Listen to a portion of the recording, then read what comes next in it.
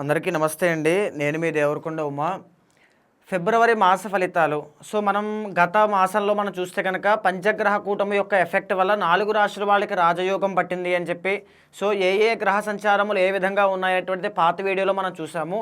అయితే ఫిబ్రవరి మాసానికి వచ్చేసరికి ఏ విధంగా ఉందో మనం చూస్తే కనుక ఫిబ్రవరి మాసంలో 13వ తారీఖున రవిగ్రహ సంచారం ఏదైతే మకర సంక్రాంతి రోజు రవి మకరంలోకి వెళ్ళారో ఫిబ్రవరి 13వ తారీఖున కుంభరాశిలోకి ప్రవేశించబోతూ ఉన్నారు.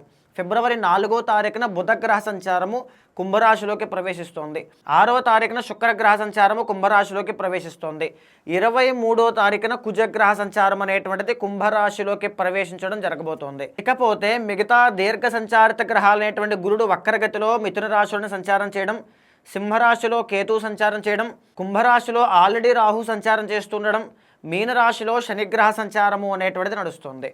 అయితే ఈ యొక్క గ్రహ సంచారముల ఆధారంగా ఫిబ్రవరి మాసంలో 12 రాశుల వాళ్ళకి ఏ గ్రహాలు అనుకూలిస్తున్నాయి, ఎన్ని గ్రహాలు అనుకూలిస్తున్నాయి, వాళ్ళు ఏ విషయంలో జాగ్రత్తగా ఉండాలి, ఏ రెమెడీస్ అనేటువంటివి చేసుకోవాలో మనం చూస్తే కనుక అందులో భాగంగా మేషరాశి వాళ్ళకి ఫిబ్రవరి మాసంలో ఎన్ని గ్రహాలు అనుకూలిస్తున్నాయి మనం చూస్తే కనుక మేషరాశి వాళ్ళకి 4 గ్రహాలు దివ్యంగా అనుకూలిస్తున్నాయని చెప్పొచ్చండి. రవి అనేటువంటి ఆయన మేషరాశి వాళ్ళకి దశమము అంటే పంచగ్రహ కూటమి యొక్క ఎఫెక్ట్ వల్ల దశమంలోకి అంటే మకరంలోకి ప్రవేశించిన తర్వాత వీళ్ళకి కెరీర్లో గ్రోత్ అనేటువంటిది కనబడడం స్టార్ట్ అయిందండి. అయితే లాభంలో కూడా రవి అనేటువంటి ఆయన యోగిస్తారు కాబట్టి ఫిబ్రవరి 13 తర్వాత ఏదైతే రవి ట్రాన్సిట్ ఉంటుందో అది మేషరాశి వాళ్ళకి ఏమాత్రము ఎఫెక్ట్ కాదు. ఇంకా చెప్పాలి అంటే ఇంకా బెనిఫిట్ అనేటువంటిదే కనబడుతూ ఉంటుందని చెప్పచ్చు. ఇకపోతే 23వ తారీఖున సరిగ్గా కుజగ్రహ సంచారము అనేటువంటిది ఎక్కడికి వెళ్తుందండి, కుంభంలోకి వెళ్ళి లాభంలో కుజుడు అనేటువంటి ఆయన యోగిస్తారు. ఆల్రెడీ అక్కడ రాహు కూడా యోగిస్తున్నారు. రవి యోగిస్తారు, కుజుడు యోగిస్తారు, రాహు అనేటువంటి ఆయన యోగిస్తున్నారు. అండ్ ఆల్సో బుధగ్రహ సంచారం అనేటువంటిది కూడా అనుకూలంగా ఉంది. మేషరాశి వాళ్ళకి కుజుడు ఎవరండి, జన్మ అష్టమాధిపతి. దీనివల్ల హెల్త్ ఇష్యూస్తో బాధపడేటువంటి వాళ్ళు ఎవరైనా ఉంటే ఏదైనా సర్జరీస్ కానీ ప్రాబ్లమ్స్ కానీ ల్యాండ్ డిస్ప్యూట్స్ కానీ లేకపోతే ఈ యొక్క రియల్ ఎస్టేట్ వ్యాపారం కానీ కాంపిటేటివ్ ఎగ్జామ్స్ కానీ లేకపోతే పోలీస్ డిపార్ట్మెంట్ ఇలా అనమాట కొంచెం ఫైర్ డిపార్ట్మెంట్కి సంబంధించిన వాళ్ళు ఎవరైనా ఉంటే వాళ్ళందరికీ కూడా 23వ తారీఖు దగ్గర నుంచి చాలా బాగుంటుంది అని చెప్పచ్చు. ఇంకా మార్చి నెలలో కూడా వీళ్ళకి కుజగ్రహ సంచారము అనేటువంటిది అనుకూలిస్తుంది. రవి అనేటువంటి ఆయన యోగిస్తూ ఉన్నారు కాబట్టి మీ కెరీర్ గ్రో అవుతుంది. పంచమాధిపతి లాభంలో అనుకూలిస్తున్నారు కాబట్టి సంతాన ప్రయత్నాలు చేసే వాళ్ళకి అనుకూలంగా ఉంటాయి. ఈ మాసంలో ఫిబ్రవరి మాసంలో మంచి కెరీర్ గ్రోత్ అనేటువంటిది, మనీ అనేటువంటిది గ్రో అవ్వడం కావచ్చు, ప్రేమ విషయాల్లో విజయం చూడడం కావచ్చు, ఈ యొక్క సంతానము విషయంలో విజయాలు చూడడం కావచ్చు, శుభవార్తలు చూడడం కావచ్చు, ఖచ్చితంగా కలుగుతాయి. ఆల్సో మేషరాశి వాళ్ళకి 3rd and 6th లార్డ్ అనేటువంటి బుధుడు మీకు ఎక్కడున్నారు, దశమ ఏకాదశ స్థానాలు అనుకూలంగా ఉన్నారండి. వ్యాపారస్తులు ఎవరైనా మేషరాశి వాళ్ళు ఉంటే వాళ్ళందరికీ కూడా ఈ మాసం చాలా అనుకూలంగా ఉంటుంది అని చెప్పచ్చు. ఆల్సో రాహు కూడా చాలా అనుకూలంగా ఉన్నారు.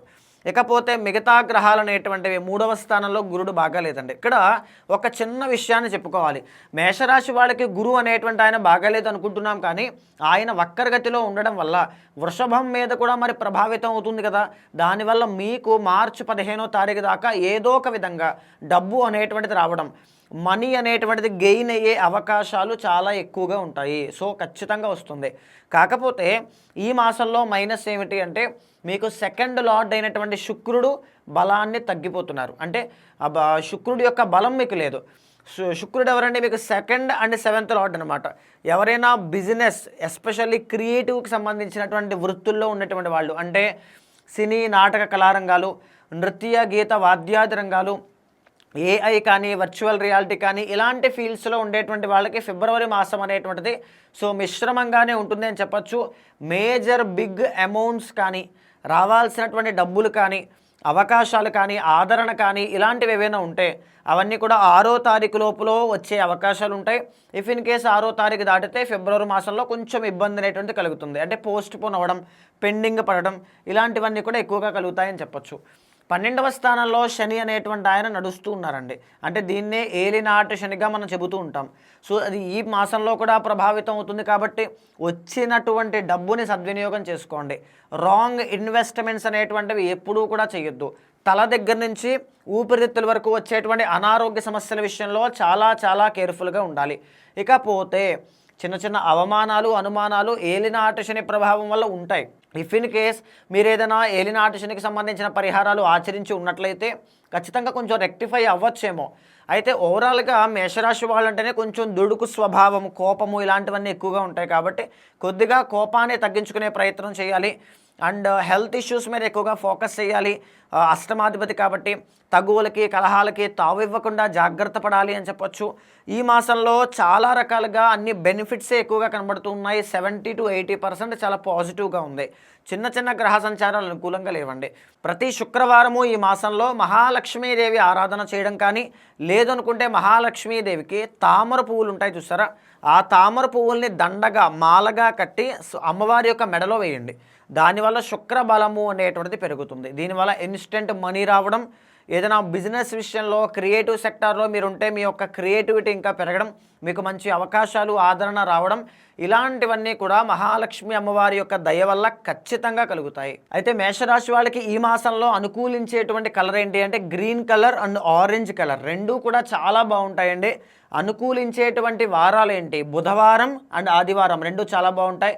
అనుకూలించేటువంటి నెంబర్స్ ఏంటి, 1 and 5 ఈ రెండు కూడా చాలా బాగా అనుకూలిస్తాయి అని చెప్పొచ్చు. సో ఇక ఫిబ్రవరి మాసంలో ఈ యొక్క శని యొక్క ప్రభావం కానీ, గ్రహాల యొక్క స్టేటస్ బాగాలేకపోవడం కానీ, ఇలాంటి విషయాల నుంచి బయటికి రావడానికి ఫిబ్రవరి 15వ తారీఖున మహాశివరాత్రి పర్వదినం రోజున సాయంత్రం మొదలుకొని రాత్రి జాగరణతో పాటుగా స్వామివారికి మహన్యాసపూర్వక ఏకాదశ రుద్రాభిషేకాలు, లక్ష బిల్వార్చన, మీ ఇంట్లో ధన ధాన్య అభివృద్ధి చెందడానికి, అంటే తినడానికి ఉండడానికి లోటు ఉండకుండా, ఏది కూడా ప్రాబ్లం లేకుండా లక్ష్మీ గణపతి హోమము, దృష్టి ప్రభావం కానీ, నరఘోష కానీ, శత్రుపీడ కానీ, ఆర్ లేకపోతే ఏ ప్రాబ్లం, నాగదోషాలు ఏమైనా ఉన్నా వాటి నుంచి బయటికి రావడానికి సుదర్శన హోమము, అఖండమైనటువంటి ధన సంపదలు కురవడానికి కమలాత్మిక హోమము, మీరున్నటువంటి స్థితి నుంచి ఉన్నతమైన స్థాయికి వెళ్ళడానికి రాజశ్యామల హోమము, శ్రీరుద్ర హోమము అన్నీ కూడా మహాశివరాత్రి పర్వదినం రోజు నిర్వహిస్తున్నానండి.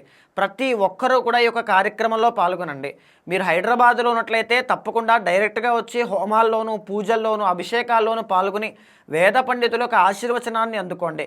మీరు విదేశాల్లో ఉన్నా, ఎక్కడున్నా సరే పరోక్షంగా వర్చువల్గా కూడా దర్శనం చేసుకుని గోత్రనామాలతో పూజ చేయించుకుని ఆ అమ్మవారి యొక్క ఆశీస్సులు, పరమేశ్వరుడి యొక్క ఆశీస్సులు పొందండి. 2026 అనేటువంటిది మహాశివరాత్రి పర్వదినము తరువాత ఈ పూజలో పాల్గొన్న తర్వాత ఏ సమస్య ఉన్నా ఖచ్చితంగా దాని నుంచి బయటకు వస్తారు. ఆ వివరాలన్నీ కూడా మీకు కింద కనిపించిన నెంబర్కి కాల్ చేస్తే మా వాళ్ళు మీకు పూర్తి వివరాలు అందిస్తారు. తప్పకుండా ఈ అవకాశాన్ని సద్వినియోగం చేసుకోండి.